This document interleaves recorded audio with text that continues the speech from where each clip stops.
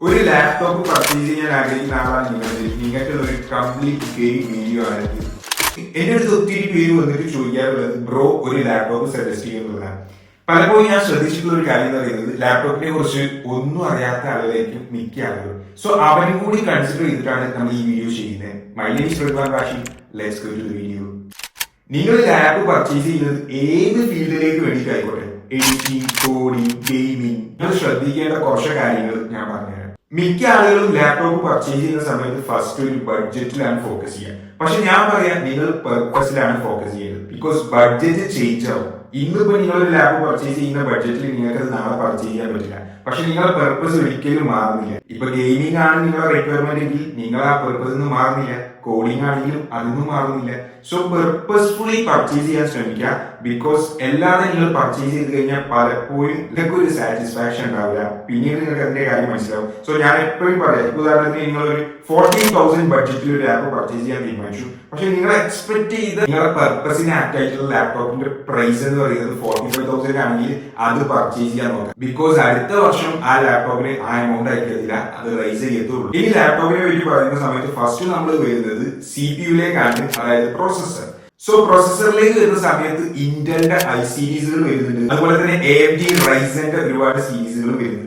ഇന്റലിലേക്ക് വരുന്ന സമയത്ത് i3, i5, i7, i9 അങ്ങനെ പോകും. അതുപോലെ റൈസനും ഉണ്ട്. ഇനി നിങ്ങൾ പർച്ചേസ് ചെയ്യുന്ന സമയത്ത് ശ്രദ്ധിക്കേണ്ട മറ്റൊരു കാര്യമാണ്, ചില കോഡുകൾ നിങ്ങളെ ശ്രദ്ധയിൽപ്പെട്ടിട്ടുണ്ടോ? പെട്ടില്ലെങ്കിൽ ഇനി മുതൽ ശ്രദ്ധിക്കുക. അതായത് UHHS P ഇങ്ങനെ ചില കോഡുകൾ നിങ്ങൾ പർച്ചേസ് ചെയ്യാൻ കയറി കഴിഞ്ഞാൽ നിങ്ങൾക്ക് കാണാൻ പറ്റും. ഇതിൽ U എന്ന് പറയുന്നത് അൾട്രാ ലോ പവർ ആണ്. ഇത് കാഷ്വൽ യൂസിന് ഓക്കെയാണ്.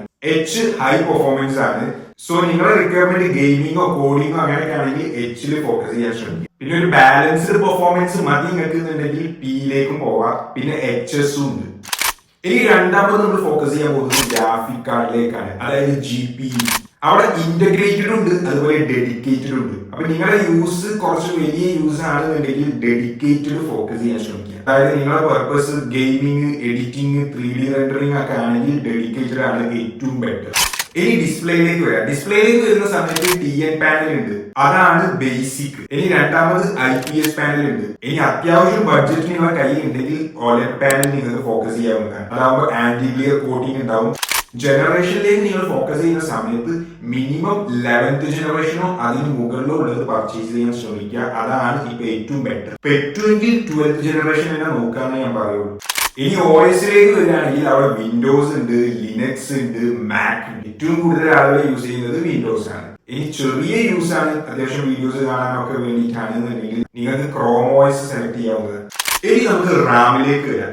ഇത് അത്യാവശ്യം ഇമ്പോർട്ടന്റ് ആയിട്ടുള്ള ഏരിയ ആണ്. റാമിലേക്ക് വരുന്ന സമയത്ത് മിനിമം 8GB ആയിരിക്കും ഉണ്ടാവുക. 4GB സിസ്റ്റം ഇപ്പൊ ഇറങ്ങുന്നത് എനിക്കറിയില്ല, മേബി ഉണ്ടാവാം. പക്ഷെ 8GB, 60GB, 32GB ഇങ്ങനെയാണ് കിടക്കുന്നത്. ഇപ്പൊ ഈ ഒരു PC എന്നൊക്കെ പറയുന്നത് 60GB ആണ്. സോ പറ്റുമെങ്കിൽ 60GB തന്നെ ഫോക്കസ് ചെയ്യാനാണ് ഞാൻ പറയാ. കാരണം എന്താണെന്ന് വെച്ചാൽ എനിക്ക് 8GB മേടിച്ചിട്ട് പണി കിട്ടിയിട്ടുണ്ട്. ബിക്കോസ് എന്റെ പർപ്പസ് എന്ന് പറയുന്നത് കോഡിംഗ് ആണ്. സോ ഇനീഷ്യലി എനിക്ക് വലിയ പ്രശ്നങ്ങളൊന്നും ഉണ്ടായിരുന്നില്ല. ഇനീഷ്യലി നമ്മൾ ചെറിയ ചെറിയ പ്രോജക്ട്സ് ആണ് ചെയ്തിരുന്നത്.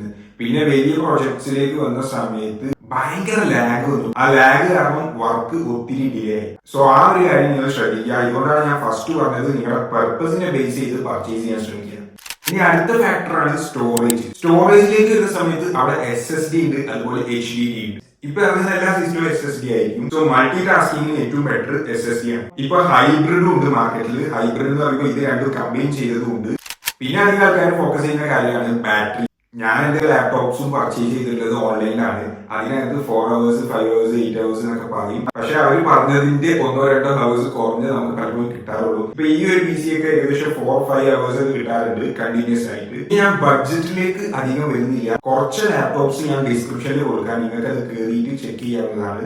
അത്യാവശ്യം എന്റെ ഐഡിയ വെച്ചിട്ട് എനിക്ക് സജസ്റ്റ് ചെയ്യാൻ പറ്റുന്ന കുറച്ച് ലാപ്ടോപ്സ് ആണ് ഞാൻ അതിനകത്ത് കൊടുത്തേക്കുന്നത്. നിങ്ങളുടെ യൂസ് ഒരു കാഷ്വൽ യൂസ് ആണ്, നോർമൽ കാര്യങ്ങൾ മതി എന്നുണ്ടെങ്കിൽ ഒരു 20,000 to 30,000 ഇടയിൽ നിങ്ങൾക്ക് പർച്ചേസ് ചെയ്യാം. പക്ഷേ നിങ്ങൾ കോഡിംഗ്, ഗെയിമിംഗ് ഇത്തരം ഏരിയയിലാണെങ്കിൽ മിനിമം 35,000 to 60,000 or 70,000 ആ റേഞ്ച് വരെ പോകുന്ന രീതിയിൽ പർച്ചേസ് ചെയ്യാൻ ശ്രമിക്കാം. ഈ ഗെയിമിംഗിലേക്ക് വരികയാണെങ്കിൽ 50,000 എന്തായാലും കടന്നു പോകും. പിന്നെ അത്യാവശ്യം നിങ്ങളുടെ കയ്യിൽ ബഡ്ജറ്റ് ഉണ്ടെന്നുണ്ടെങ്കിൽ ഒരു 50,000 മുകളിലുള്ള ലാപ്പിനെ പർച്ചേസ് ചെയ്യാൻ ശ്രമിക്കുക. സോ ഞാൻ വീണ്ടും റിപ്പീറ്റ് ചെയ്യാണ്, ഒരിക്കലും നിങ്ങൾ ലാപ്പിന്റെ പ്രൈസ് നോക്കിയിട്ട് പർച്ചേസ് ചെയ്ത് നിങ്ങളുടെ പെർപ്പസ് നോക്കിയിട്ട് പർച്ചേസ് ചെയ്യാൻ ശ്രമിക്കുക. പിന്നെ ചില ആൾക്കാർ നോക്കുന്ന ചില ഫാക്ടേഴ്സ് ആണ്, വെയിറ്റ് ഉണ്ടോ, ഇറ്റ് ഡിപ്പെൻഡ്സ് ഓൺ നിങ്ങൾക്ക് കൊണ്ടുവെടുക്കുന്ന കാര്യങ്ങൾ, അതൊക്കെ ഡിപ്പെൻഡ് ചെയ്തിരിക്കും.